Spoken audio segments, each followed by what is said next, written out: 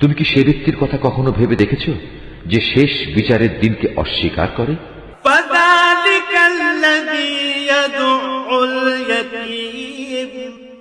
এ তো হচ্ছে সে ব্যক্তি যে নিরীহ এতিমকে গলা ধাক্কা দেয়।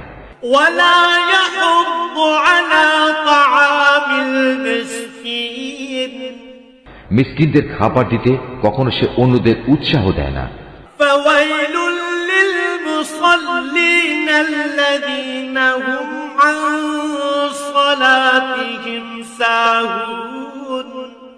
মর্মান্তিক দুর্ভোগ রয়েছে সেসব মুনাফিক নামাজীর জন্য যারা নিজেদের নামাজে উদাসীন থাকে।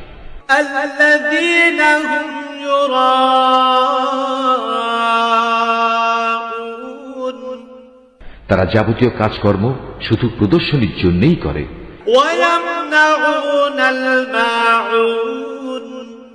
এবং ছোটখাটো জিনিস পর্যন্ত যারা অন্যদের দিতে বারণ করে।